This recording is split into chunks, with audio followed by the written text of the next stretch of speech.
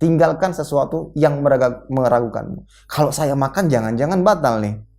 Sementara belum tenang, belum jelas perkaranya di hadapan kita. Mungkin dengan keterbatasan ilmu kita. Maka dalam kondisi tersebut, maka tinggalkan apa yang meragukan. Ya sudah.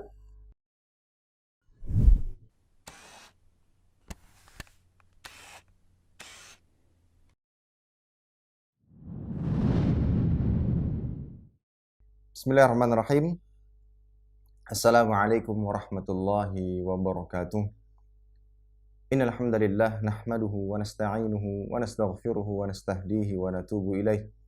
Wa na'udzu billahi min syururi anfusina wa min sayyiati a'malina may yahdihillahu fala mudilla lahu wa may yudlilhu fala hadiyalah.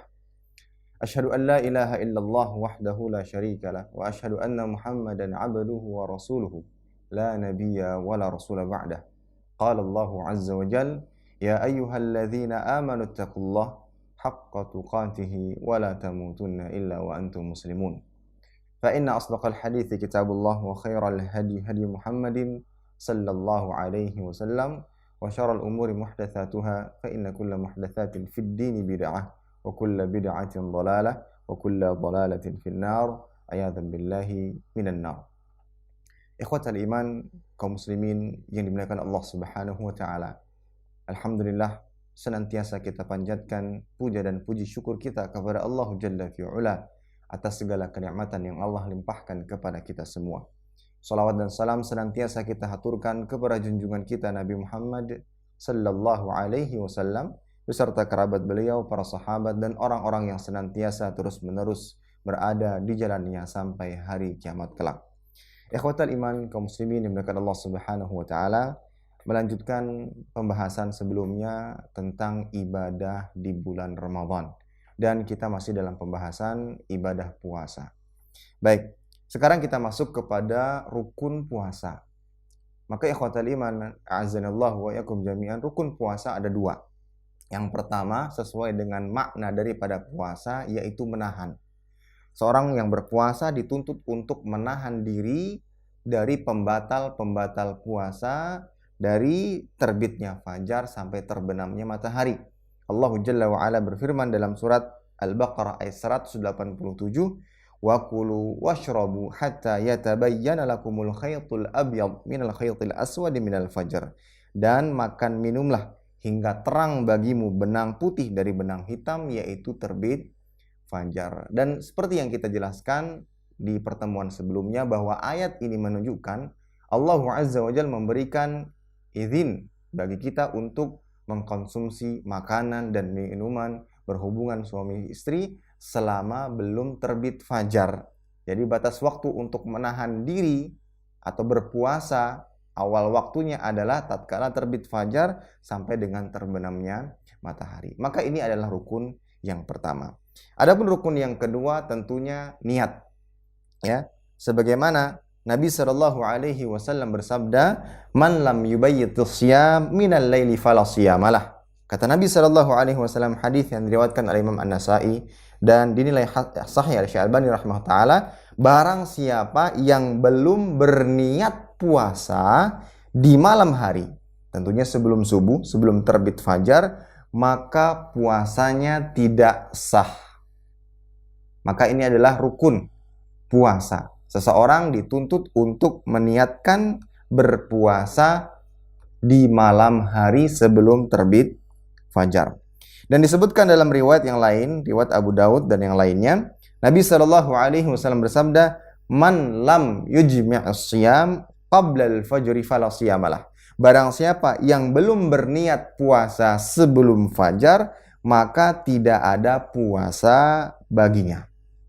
Maka kedua hadis ini jelas bahwasanya kita dituntut atau diwajibkan untuk niat puasa ketika malam hari atau sebelum fajar tiba. Akan tapi ikhwatal iman, azanallahu jami'an, kedua hadis di atas ditunjukkan untuk puasa yang wajib. Jadi khusus untuk puasa yang wajib baru dikatakan sah tatkala seorang hamba meniatkan puasa di malam hari. Adapun untuk puasa sunnah, maka terdapat riwayat bahwa Nabi Shallallahu Alaihi Wasallam pernah puasa sunnah dan niatnya tidak di malam hari atau sebelum fajar, akan tapi niatnya di tengah hari atau di siang hari. Sebagaimana disebutkan dalam riwayat Aisyah radhiyallahu taala anha bahwa Nabi sallallahu alaihi wasallam menemui beliau, ya, dan bertanya, "Hal indakum ghada?" Apakah kita atau engkau memiliki makanan? Maka tatkala diketahui bahwasanya tidak ada makanan yang dapat dimakan atau dikonsumsi, maka Nabi sallallahu alaihi wasallam mengatakan, "Fa inni shaim." Maka aku berpuasa. Dan pada saat itulah Nabi Shallallahu Alaihi Wasallam memulai atau meniatkan diri untuk berpuasa, dan yang dimaksud di sini adalah puasa sunnah. Adapun puasa wajib, maka berdasarkan keterangan dua riwayat di atas, maka seorang hamba diwajibkan untuk niat di malam hari atau sebelum terbit fajar. Baik, ikhwatal iman azanallahu jami'an, ada beberapa poin yang harus kita ketahui berkaitan dengan niat puasa. Yang pertama, letak niat itu di dalam hati dan tidak perlu dilafatkan. Baik itu niat puasa ataupun niat ibadah yang lainnya. Itu cukup diletakkan di dalam hati dan tanpa dilafatkan. Disebutkan atau dijelaskan oleh Imam An-Nawawi rahimahullah ta'ala, La yasihhu shaum illa bin niyah wa mahalluhal qalb wa la yushtarat an-nutqu bila khilaf. Kata Imam An-Nawawi rahimahullah ta'ala, tidak sah puasa kecuali dengan niat. La yasihhu shaum illa biniyatin. Ya, tidak sah puasa seorang hamba kecuali dengan niat. Wa mahalluhal qalb, dan letak niat tersebut ada di dalam hati. Wala yushtaratun nutq, dan tidak ada disyaratkan, diwajibkan untuk dilafatkan atau diucapkan bila khilaf. Baik, bagaimana dengan pendapat sebagian ulama, dan diantaranya ulama Syafi'iyah? Mereka berpendapat bahwasanya niat itu harus dilafatkan. Ya, ada beberapa penyebab sehingga muncul pendapat tersebut. Yang pertama, bahwasanya tanpa ada pelafalan niat dikhawatirkan timbul waswasah atau kekhawatiran, yang mana terkadang niat tersebut tidak hadir pada diri seorang hamba. Maka hal tersebut perlu dimantapkan hatinya dengan cara melafatkan atau menghadirkan dengan lisan. Maka ini tujuan dibalik adanya lafaz tertentu tatkala seorang hamba ingin berniat. Ini alasan pertama yang dikemukakan, bahwasanya dilafatkannya niat dalam rangka untuk menghindari menghindari ketidakhadiran niat di dalam hati seorang hamba. Baik. Kemudian yang kedua, alasan yang kedua adalah terdapat perkataan Imam Syafi'i. Mereka mengatakan terdapat perkataan Imam Asy-Syafi'i bahwasanya beliau mengatakan, ya, idza nawa hajjan wa umratan ajza wa illam yatalafat wa laysa kasalah la tasihhu illa binutqi. Kata perkataan Imam Syafi'i, jika seorang hamba berniat haji, umroh, maka itu sah walaupun tidak diucapkan. Berbeda dengan sholat, maka sholat tidak sah kecuali dengan pengucapan. Maka salah seorang ulama Syafi'iyah bernama Abu Abdullah Az-Zubairi, beliau memahami bahwasanya perkataan Imam Syafi'i tersebut menunjukkan bahwa niat itu dilafatkan. Ya, niat itu dilafatkan. Maka paling tidak ada dua alasan ini yang dikemukakan oleh para ulama yang mengatakan bahwa niat harus dilafatkan. Maka ikhwatal iman azanallahu jami'an, kita lihat bagaimana keterangan para ulama yang lain, di antaranya Imam An-Nawawi. Beliau mengatakan Imam Abu Abdullah Az-Zubairi rahimahullah ta'ala keliru dalam memahami perkataan Imam Asy-Syafi'i. Beliau mengatakan ini adalah sebuah kekeliruan. Yang dimaksud dengan perkataan Imam Syafi'i bahwasanya sholat itu tidak sah kecuali dengan nutq, dengan ucapan, itu bukan niat. Akan tapi yang dimaksud di situ adalah at-takbir. Maksudnya takbiratul ihram, yang mana sholat itu tidak sah kecuali dengan takbir. Itulah yang dimaksud dari perkataan Imam Asy-Syafi'i sebagaimana yang dijelaskan oleh Imam An-Nawawi rahimahullah ta'ala. Begitu pula yang dijelaskan oleh Abu Hasan Al-Mawardi Asy-Syafi'i rahimahullah bahwasanya ada kesalahan dalam memahami perkataan Imam Asy-Syafi'i oleh Imam Az-Zubairi rahimahullah tentang wajibnya melafadzkan niat dalam sholat atau dalam ibadah yang lainnya. Dan ini adalah kesalahpahaman. Akan tapi yang dimaksud oleh Imam Asy-Syafi'i di situ adalah takbir. Dan hal ini juga bertentangan dengan praktik yang dilakukan oleh Nabi Shallallahu Alaihi Wasallam, yang mana Nabi Shallallahu Alaihi Wasallam disebutkan dalam riwayat Aisyah radhiyallahu taala anha, karena Rasulullah Shallallahu Alaihi Wasallam yastaftihus shalah bitakbir. Adalah Nabi Shallallahu Alaihi Wasallam memulai sholatnya dengan takbir, dan tidak disebutkan di sini dengan niat. Dan begitu pula ibadah-ibadah yang lainnya. Maka tentunya melafadzkan niat berdasarkan keterangan di atas tidak tepat, ya. Berdasarkan keterangan di atas tidak tepat. Bagaimana dengan waswasah tadi? Bahwasanya melafalkan niat itu adalah cara untuk menghadirkan niat. Maka kita katakan, walaupun lisan melafadzkan niat, sementara niat tidak hadir di dalam hati, maka niatnya tetap tidak sah. Ya, seorang mungkin melafadzkan niat, nawaitu, saya berniat dan seterusnya, tapi tidak ada kehadiran niat dalam hatinya, maka tetap ibadahnya juga tidak sah. Maka kedua argumen di atas kurang tepat.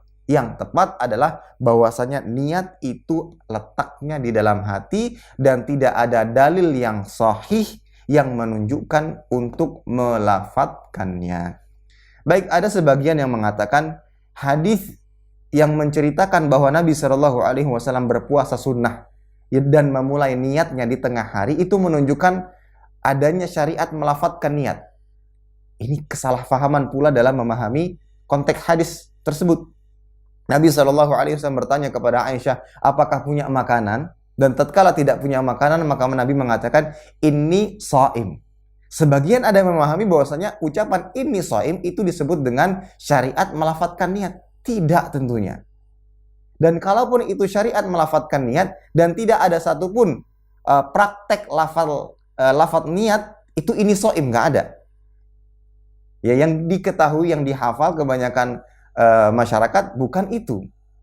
Maka ini tentunya adalah kesalahpahaman dalam memahami dalil-dalil di atas, dan yang tepat dan tentunya ini adalah perkataan mayoritas ulama bahwa niat itu letaknya di dalam hati. Bahkan Imam An-Nawawi mengatakan bila khilaf, tidak ada perbedaan pendapat di kalangan ahli ilmu. Bagaimana caranya? Dengan diniatkan dalam hati bahwasanya besok saya puasa, ya. Sebagaimana kita meniatkan sesuatu untuk melakukan hal-hal tertentu. Misalkan kita ingin mandi, apakah perlu dilafadzkan terlebih dahulu saya ingin mandi baru dikatakan niat mandi?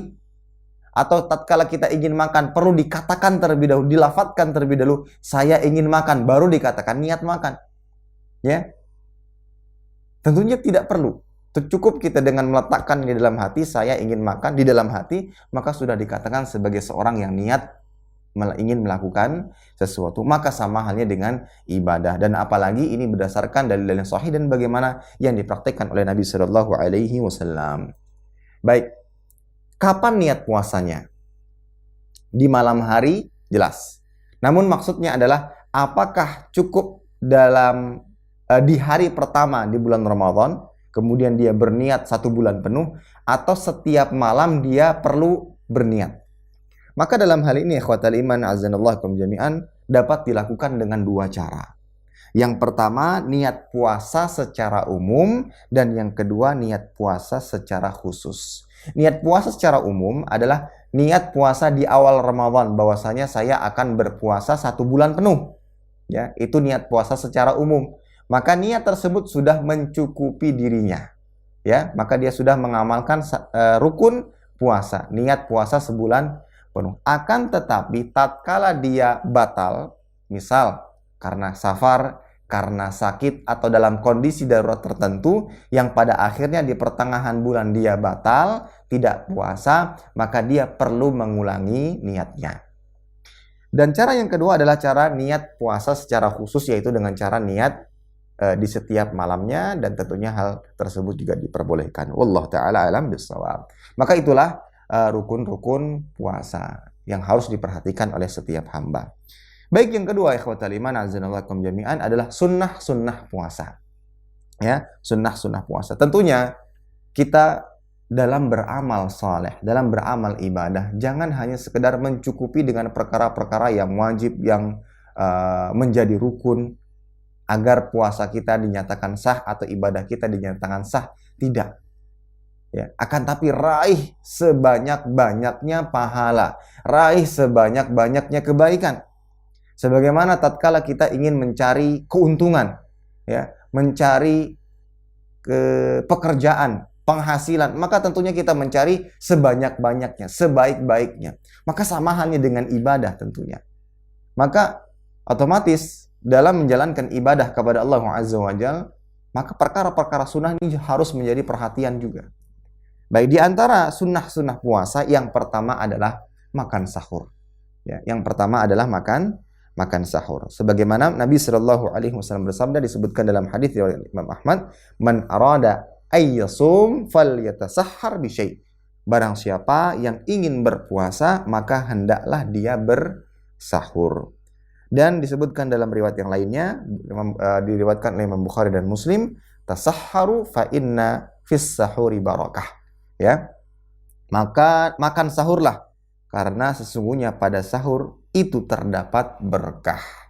Maka dari kedua dalil atau hadis di atas menunjukkan anjuran bahwa seorang hamba yang ingin berpuasa disunahkan untuk makan sahur. Dengan apa? Ya mungkin dengan sesuatu yang bisa menambah tenaga kita, energi kita. Tatkala kita berpuasa, kita memiliki energi yang cukup untuk bertahan sampai dengan waktu berbuka. Mungkin bisa ditambah dengan kurma, karena ditemukan dalam sebuah riwayat bahwa kurma adalah sebaik-baik makanan sahur atau makanan berbuka bagi seorang yang beriman.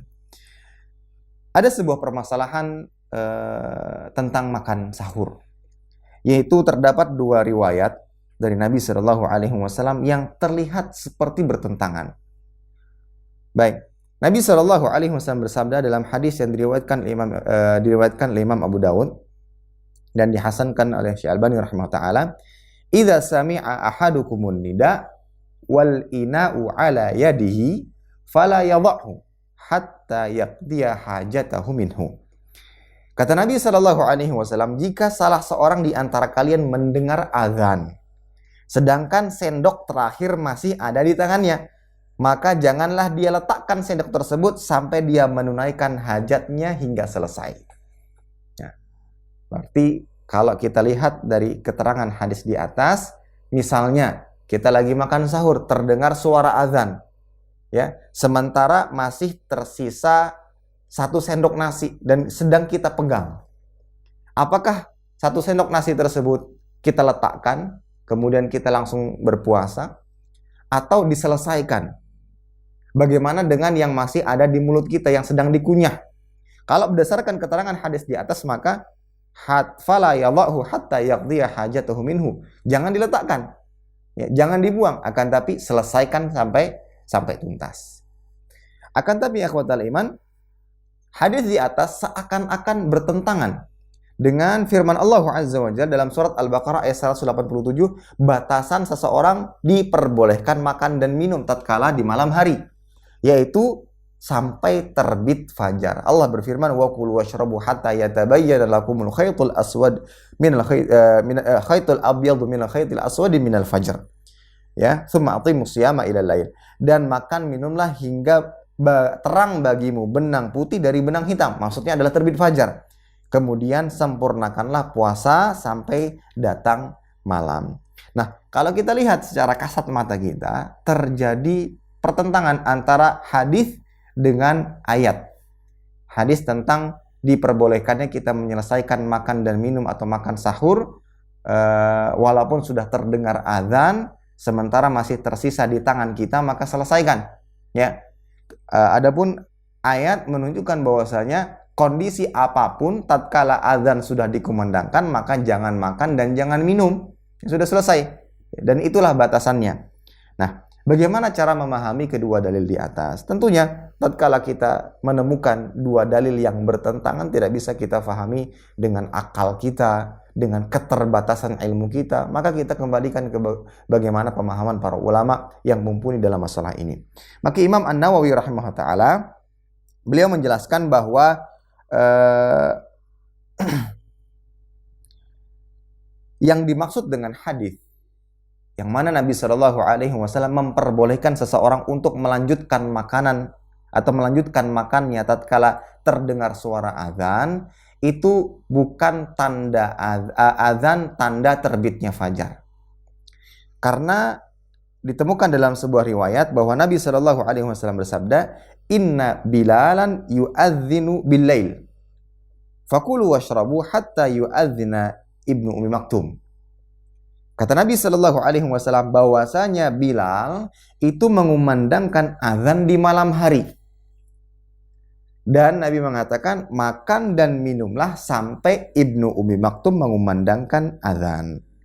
Maka maksud daripada sabda Nabi Shallallahu Alaihi Wasallam, apabila kalian mendengarkan azan sementara bejana atau sendok yang berisikan makanan masih ada di tangan kalian, maka janganlah kalian letakkan hingga kalian menyelesaikan hajat kalian. Maksudnya di situ adalah azannya Bilal.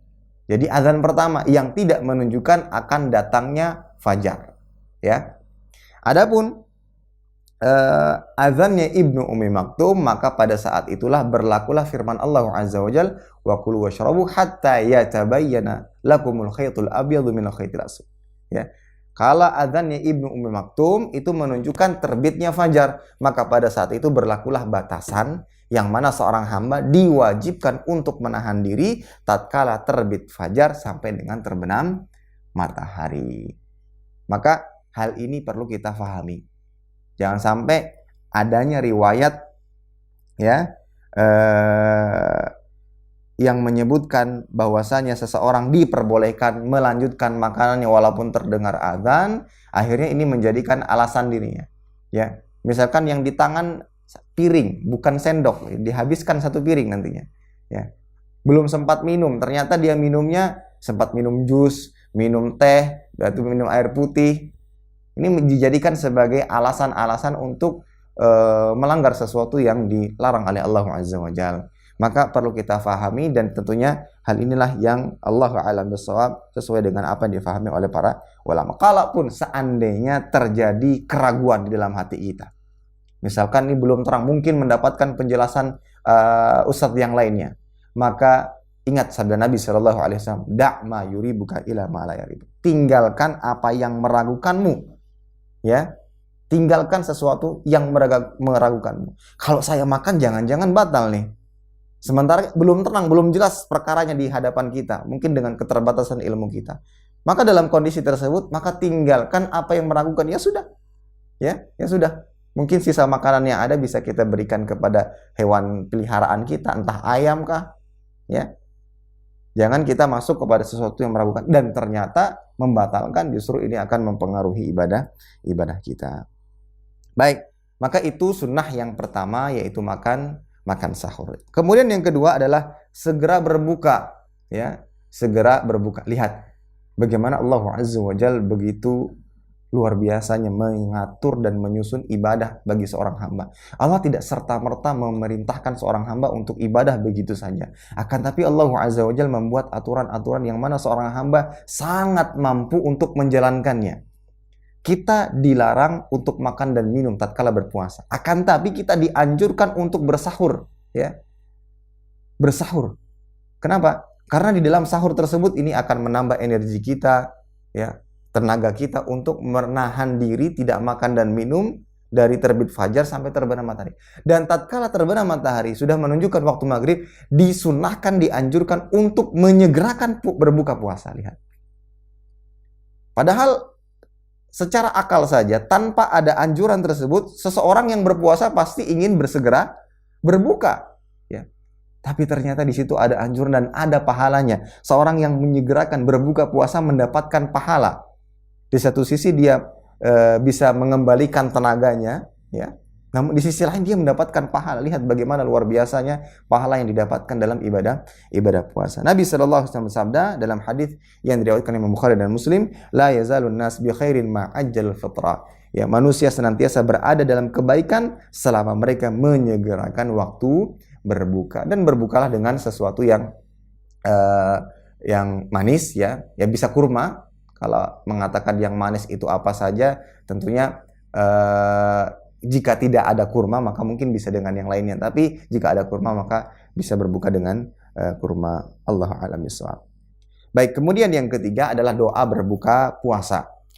Baik, ada sebuah doa yang saya rasa masyhur di kalangan masyarakat kita yang berbunyi Allahumma laka sumtu wa bika amantu wa ala rizkika aftartu, dan ada terdapat tambahan birahmatika ya arhamar rahimin. Inilah yang sering dibacakan atau yang diucapkan oleh kebanyakan masyarakat kita. Baik, akan tapi akhwatal iman azanallahu wa ikum jami'an, dari pakar-pakar hadis, mereka meneliti dan menelaah dan menemukan adanya kelemahan dalam riwayat doa buka puasa di atas, ya. Ditemukan adanya kelemahan di dalam riwayat di atas. Karena ada salah seorang perawi yang dinilai sebagai perawi yang matruk, yang ditinggalkan. Seorang perawi yang ditinggalkan sehingga setiap hadis yang disampaikan, yang dibawakan oleh perawi tersebut tidak dapat digunakan. Nah, maka doa berbuka, ya, yang lainnya ditemukan dalam riwayat Imam Abu Dawud dan Imam Ad-Darqutni dan dinilai hasan oleh Syekh Albani rahimahullah taala adalah dhahaba dhama'u wabtalatil urung wa thabatal ajru insyaallah. Telah hilang dahaga, urat-urat telah basah, dan telah diraih pahala insyaallah taala. Nah, adapun doa tersebut sahih atau dinilai hasan oleh Syekh Albani rahimahullah taala dan bisa digunakan atau bisa diamalkan dalam ibadah kita. Maka tentunya jika tatkala kita temukan dua riwayat, yang pertama lemah, kemudian yang kedua hasan, maka kita tentu lebih memilih dalil yang bisa dipakai, yang bisa digunakan dalam ibadah kita, yang bisa dipertanggungjawabkan dari sisi periwayatannya. Dan tentunya ini jauh lebih aman dalam menjalankan ibadah. Maka tentunya harus kita biasakan dalam menjalankan ibadah harus disertai dengan dalil.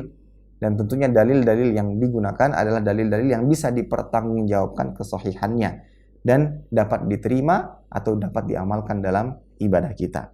Maka tentunya dalam kasus seperti ini, maka kita cukup mencukupkan diri dengan menggunakan hadis atau riwayat yang dapat dipertanggungjawabkan, yaitu riwayat dhahaba dhama'u wabtalatil urung wa thabatal ajru insyaallah.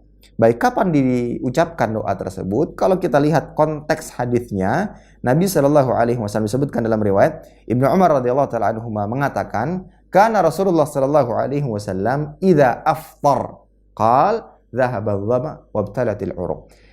Kata Ibnu Umar radhiyallahu taala anhuma, adalah Nabi Shallallahu alaihi wasallam apabila beliau berbuka, maka beliau membaca dhahaba dhama'u wabtalatil uruq.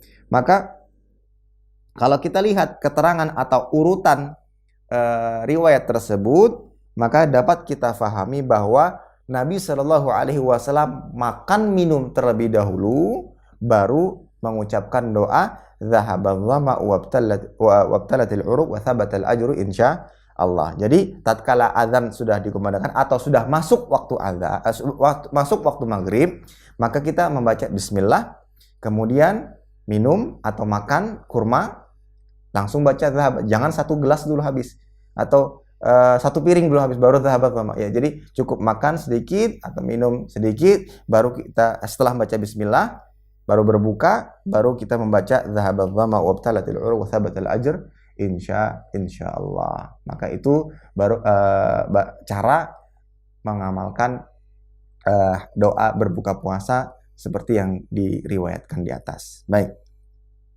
Dan tentunya ya ikhwatal iman, yang perlu kita pahami bahwasanya waktu buka puasa itu bukan tatkala kita mendengarkan azan. Ya, waktu buka puasa bukan tatkala mendengarkan azan. Akan tapi waktu buka puasa itu adalah tatkala masuk waktu maghrib. Misalnya kita tidak mendengarkan azan, sementara jadwal sudah menunjukkan masuknya waktu maghrib. Maka pada saat itu kita dipersilahkan untuk berbuka. Kalau kita mendengar azan, bagaimana dengan muadzin? Ya, bagaimana dengan muadzin? Muadzin apakah azan dulu atau berbuka dulu? Dia berbuka dulu, paling tidak 1 tegukan atau 2 tegukan air untuk mempersiapkan dia mengeluarkan suara yang lantang untuk mengumandangkan azan. Bukan nunggu azan, nih azan ini kalau nggak terdengar azannya, ya muadzinnya sedang lagi makan kurma, ya, sedang minum air, ya, baru dia azan. Jadi tatkala sudah masuk, walaupun kita tidak mendengarkan suara azan, maka silakan berbuka selama sudah menunjukkan waktu maghrib. Baik, kemudian di antara sunnah yang lainnya, kita dianjurkan untuk memperbanyak doa ketika buka puasa, ya, memperbanyak doa. Doa apa saja? Apa yang kita panjatkan, apa yang kita minta, apa yang kita mohon kepada Allah Azza wa Jalla. Karena waktu tersebut adalah waktu diijabahinya doa. Nabi SAW bersabda, "Thalathun la turaddu da'watuhum." 3 orang yang tidak akan ditolak doanya. Yang pertama, al-imamul adil, was-saimu hatta yuftir, wa da'watul mazlum yarfa'uhallah fawqas sahab yaumal qiyamah. Kata Nabi SAW, 3 orang yang tidak akan ditolak doanya. Yang pertama, imam yang adil, kemudian yang kedua, orang yang berpuasa sampai berbuka, dan yang ketiga, doa orang yang terzalimi. Allah angkat di atas awan pada hari kiamat. Nah, maka keterangan hadis ini menunjukkan bahwasanya tatkala seorang berpuasa, dia dianjurkan untuk memperbanyak doa. Mungkin kita memiliki banyak hajat, kita memiliki banyak keperluan. Dan tentunya yang harus diutamakan adalah hajat kita tatkala kita berjumpa dengan hari kiamat nanti. Untuk di akhirat, bekal kita di akhirat, biar selamat dari siksa api neraka, masuk ke dalam surga. Maka ini adalah kesempatan emas untuk memperbanyak doa. Ya, karena waktu tersebut adalah waktu diijabahinya doa. Pertanyaannya, waktu ijabahnya kapan? Sebelum berbuka atau setelah berbuka? Maka dijelaskan oleh Imam An-Nawawi rahimahullah ta'ala, yustahabbu lisaim an yad'uwa fi hali saumihi bi muhimmatil akhirah wa dunya lahu wa liman yuhibbu walil muslimin. Kata Imam An-Nawawi, dianjurkan bagi orang-orang berpuasa untuk berdoa sepanjang waktu puasanya dengan hal-hal penting, entah itu urusan akhirat atau urusan dunia, bagi dirinya atau bagi orang-orang yang lainnya di antara kaum muslimin. Maka dari penjelasan Imam An-Nawawi rahimahullah ta'ala bahwa yang dimaksud dengan waktu diijabahinya doa di sini adalah waktu sebelum berbuka, waktu sebelum berbuka. Dan dijelaskan oleh Syekh Muhammad bin Shalih Al-Utsaimin rahimahullah ta'ala, ad-du'a yakunu qabla al-iftar inda al-ghurub li'annahu yajtami'u fihi inkisaru nafs wa dhul wa annahu sha'im. Wa kullu hadhihi asbab li ijabah. Amma ba'da al-fitr fa inna an-nafsa qad istarahat wa farihat wa rubbama hasalat ghaflah. Kata Syekh Muhammad bin Shalih Al-Utsaimin rahimahullah ta'ala, doa yang mustajab yang dimaksud di sini adalah sebelum atau menjelang waktu berbuka, yaitu ketika terbenamnya matahari. Nah, kenapa? Karena pada saat itu terkumpul sebab-sebab istijabah doa, seperti hati sedang tunduk-tunduknya, kemudian perasaan rendah di hadapan Allah Azza wa Jalla tatkala dia berpuasa. Itulah kondisi orang berpuasa yang memudahkan dirinya untuk senantiasa beribadah kepada Allah Azza wa Jalla. Nah, dan sebab-sebab itulah yang menjadikan seorang hamba lebih khusyuk tatkala berdoa kepada Allah Azza wa Jalla. Adapun setelah berbuka puasa, maka kondisi tubuhnya sudah segar, yang memungkinkan timbul kelalaian. Ya, di antara kelalaiannya sibuk makan. Kalau sudah buka, makan, minum, itu semua hidangan dimakan. Ya, takjilnya saja itu sudah sekelas makan. Ya, ada gorengannya lah, ada minumannya saja sudah berbagai macam. Ada air putih, ada teh, ada jus, ada apa macam-macam. Ya, akhirnya lupa doa. Yang berbeda dengan sebelum berbuka, maka pada saat itu dia lebih mengkhusyukkan dirinya bermunajat kepada Allah Azza wa Jalla.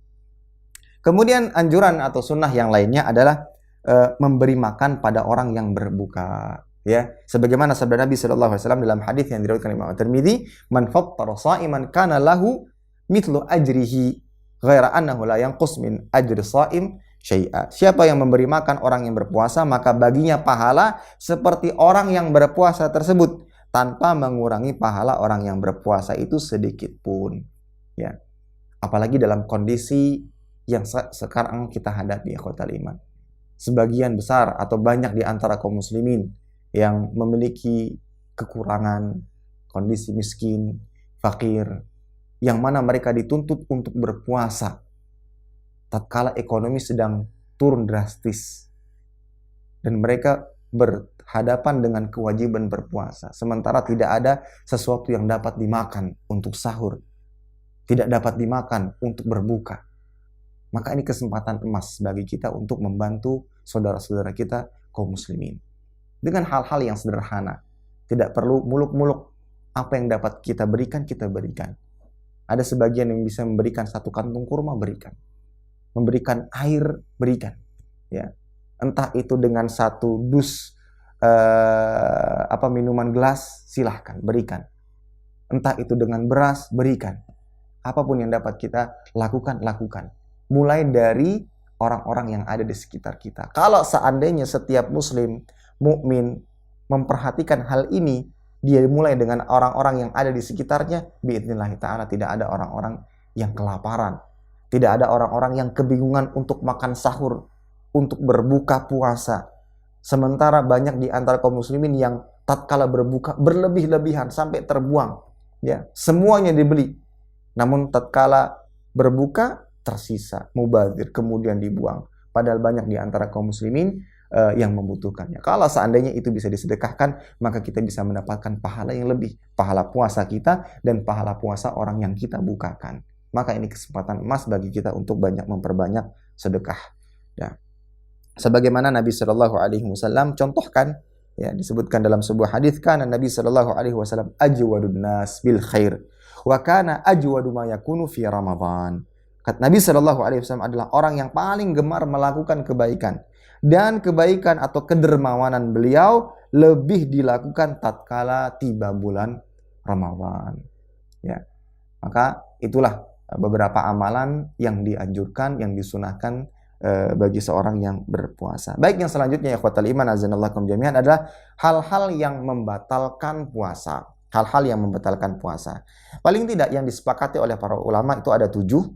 Makan, minum dengan sengaja, kemudian muntah dengan sengaja, sebagaimana Nabi sallallahu alaihi wasallam sabda, "Man dzara'ahu qai wa huwa sha'im falaysa 'alaihi qada."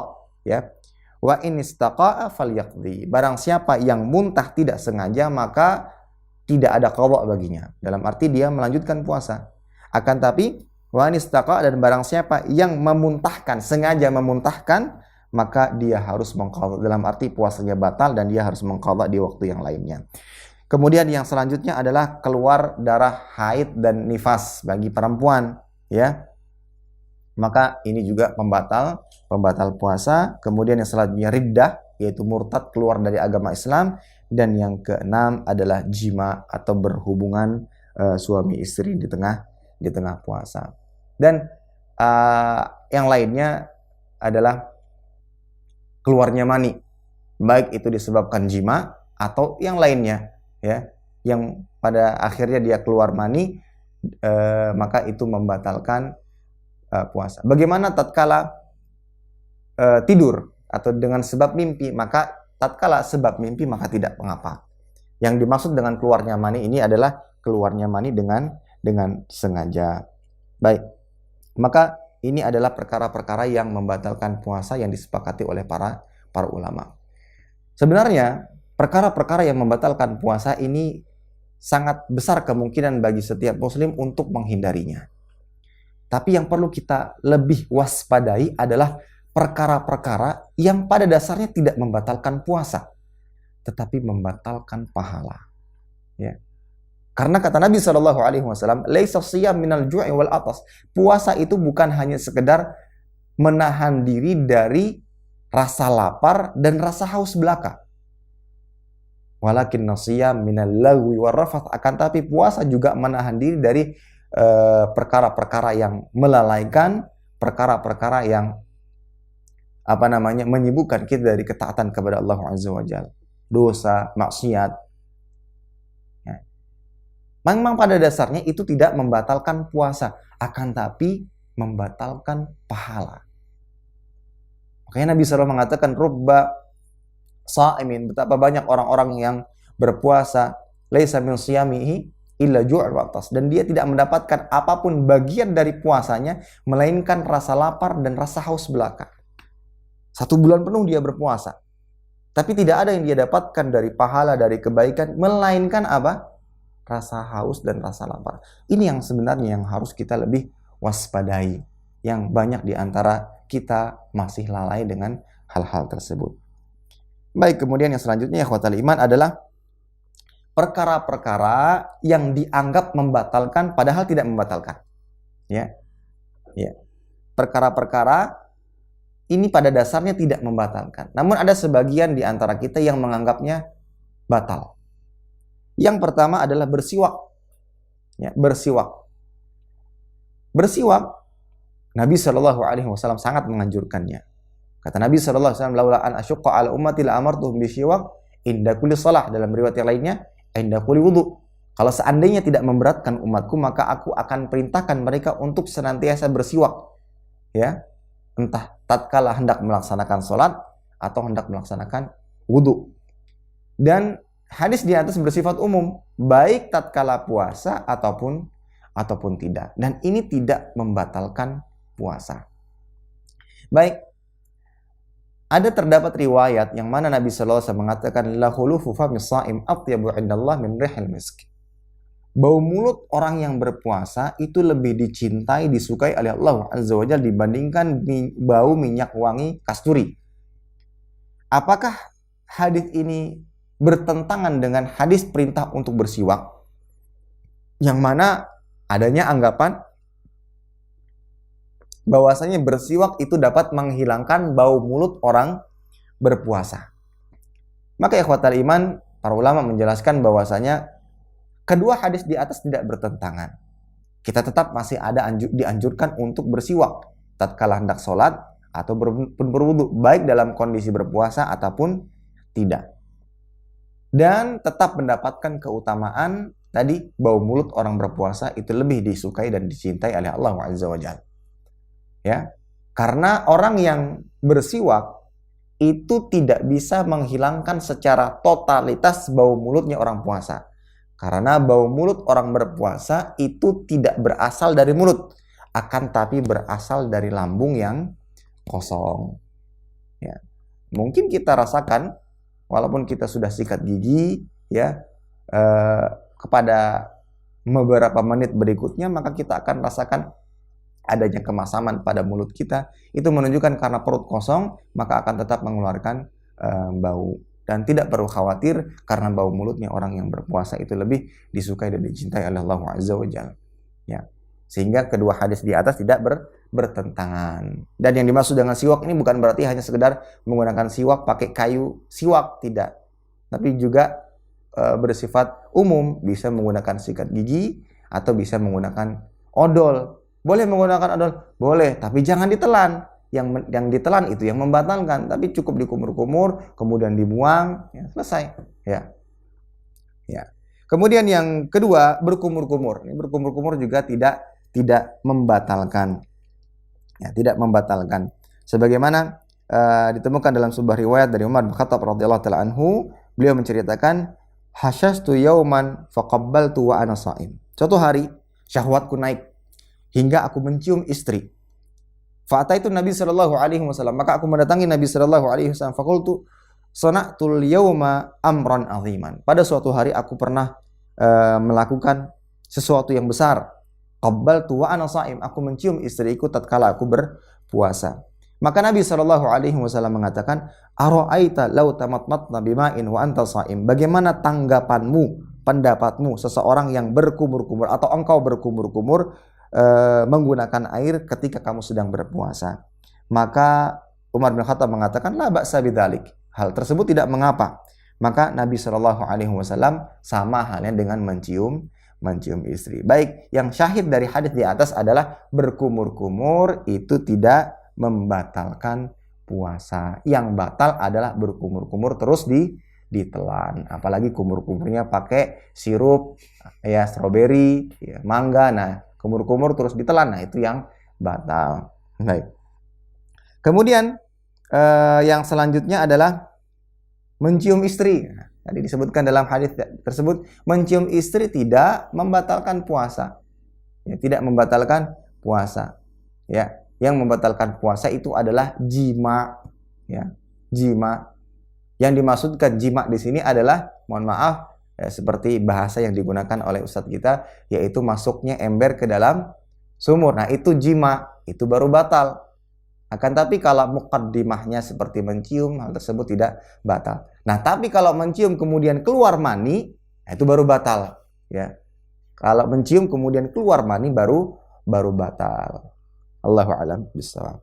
Kemudian yang berikutnya, ikhwatal iman, yang tidak membatalkan puasa adalah menelan dahak atau ludah. Ya, menelan dahak atau ludah. Ibnu Qudamah rahimahullah mengatakan, wa ma la yumkin taharus minhu kabtila'ir riq la yuftiruhu. Sesuatu yang tidak mungkin dihindari ketika puasa seperti menelan ludah itu tidak membatalkan puasa, ya. Tidak membatalkan puasa. Li'anna ittiqa'a dzalik yasyuk. Karena terus meludah ini memberatkan. Dulu masih ingat ada yang mengatakan menelan ludah itu batal. Pada akhirnya meludah terus. Repot, ya. Repot. Jadi menelan ludah itu tidak membatalkan puasa. Adapun kasus fa in kharaja riquhu, kata beliau, ila thawbihi aw baina asabihi aw baina syafataihi thumma 'ada fabtala'ahu aw bala'a riqa ghairihi aftar. Kalau seandainya air liurnya keluar sampai kena baju, kena tangannya, kena mulutnya atau bibirnya, kemudian kembali dia telan, nah itu baru batal, ya. Ya, nggak usah dibayangkan. Ya. Jadi kalau sudah keluar dari mulut, sudah netes, kena baju, kena tangan, kemudian ditelan kembali, maka itu batal. Atau menelan liur orang lain. Dalam kasus apa? Mungkin suami istri berciuman, ya, suami istri. Kemudian tertelan air liur istrinya atau air liur suaminya, pasangannya, maka batal. Maka hendaknya jangan dilakukan hal demikian. Adapun air liur sendiri yang masih ada di dalam mulut, maka tidaklah membatalkan. Allahu a'lam bishawab. Kemudian yang selanjutnya, dan ini diperselisihkan oleh para ulama, yaitu masalah bekam atau donor darah. Bekam atau donor darah. Pertama, ada yang mengatakan hal tersebut membatalkan puasa.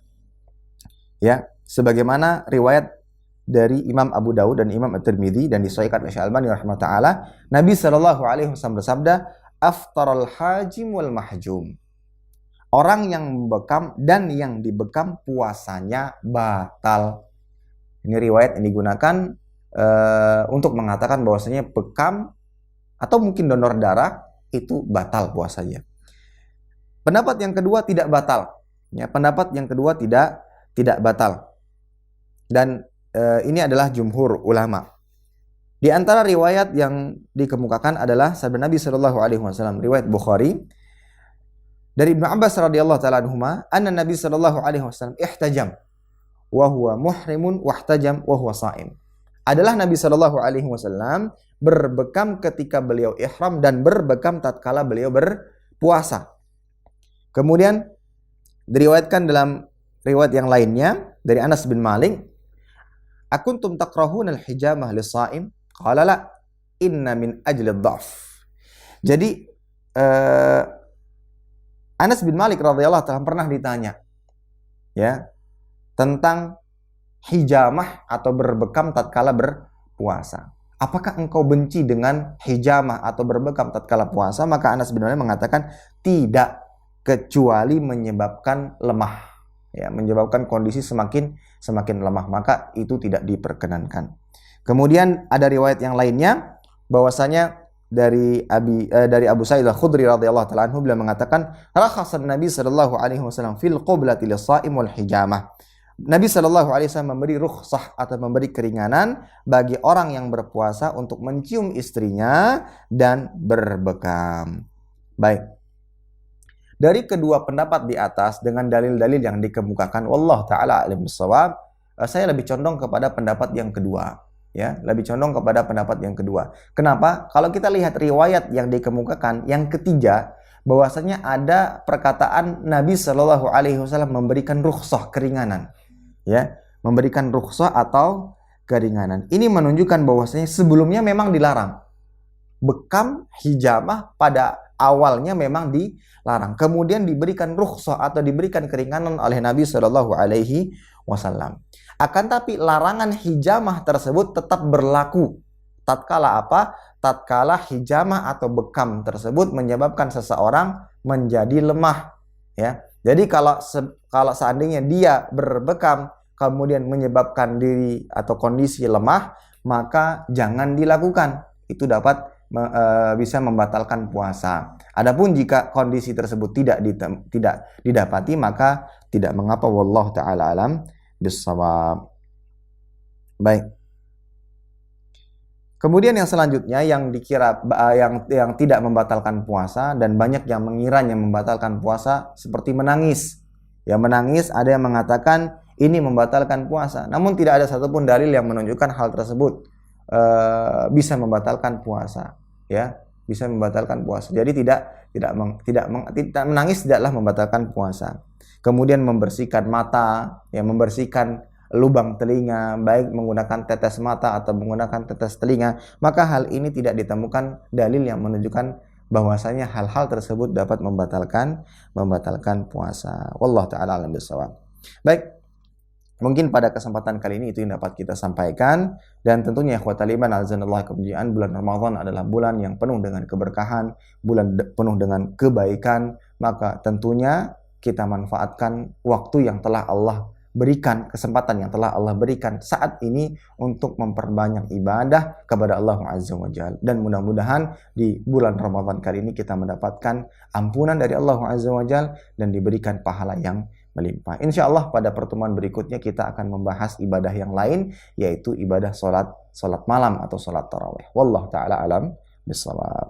Baik, assalamualaikum warahmatullahi wabarakatuh. Ada yang bertanya, ini beliau dari Kayu Tangi, bolehkah membaca Al-Quran berdiri karena sudah lelah duduk? Baik. Membaca Quran dalam kondisi berdiri, dalam kondisi duduk, ya memang pada dasarnya dalam membaca Al-Quran kita dituntut untuk beradab dengan baik, ya, dalam menggunakan pakaian yang rapi, tentunya dalam kondisi berwudu, kemudian menghadap kiblat dan seterusnya.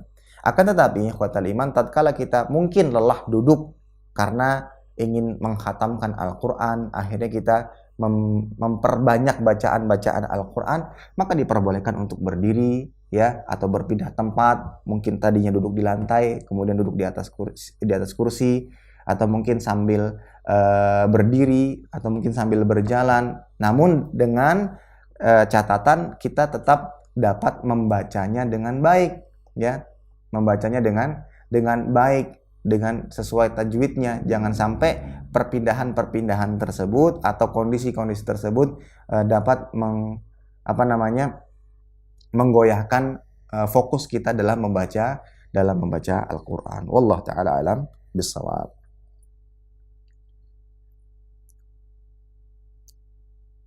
Baik, kemudian yang kedua, apakah vendor yang membantu jasa layanan asuransi termasuk riba? Dan apakah KPR dari bank syariah masih termasuk riba? Wah, ini pembahasan masalah riba yang mungkin lebih tepat ditanyakan kepada pakarnya. Namun Allah a'lam bishawab, saya berusaha untuk menjawabnya. Yang pertama berkaitan dengan masalah asuransi, tentunya ini panjang. Jadi asuransi pada dasarnya memang ada niatan untuk membantu. Ya, pada dasarnya ada niatan untuk membantu. Akan tetapi banyak syarat-syarat atau akad-akad yang ada di dalamnya yang bersifat gharar, ya, yang menyebabkan hal tersebut tidak dibenarkan di dalam syariat. Ya, di dalam syariat. Sehingga otomatis lebih baik kita hindari hal tersebut.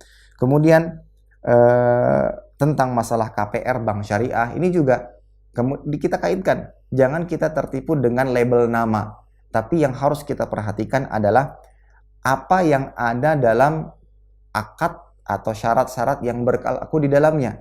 Ketentuan-ketentuannya apa saja, syaratnya apa saja, apakah ada denda, apakah ada hal-hal yang lainnya yang bersifat kezaliman, yang bersifat gharar.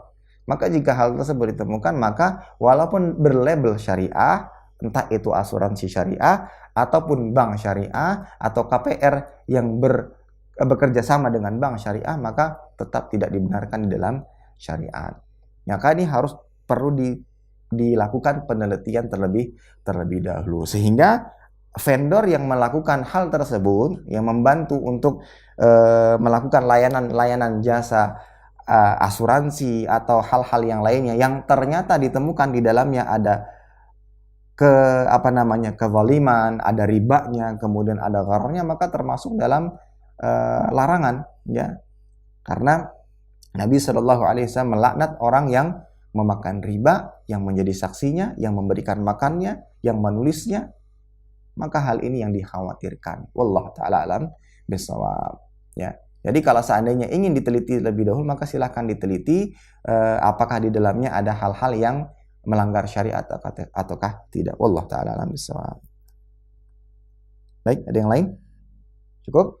Itu saja yang mungkin dapat kita sampaikan pada pertemuan kali ini. Wallahu taala bisawab. Mudah-mudahan bermanfaat. Kurang lebihnya mohon maaf. Kita tutup dengan doa kafaratul majelis. Subhanakallahumma wa bihamdika asyhadu an la ilaha illa anta astaghfiruka wa atubu ilaik. Assalamualaikum warahmatullahi wabarakatuh. Terima kasih. Jazakumullah khairan wa barakallahu fikum. Video ini dibuat atas partisipasi dari donasi Anda. Semoga menjadi amal jariah bagi Anda semuanya.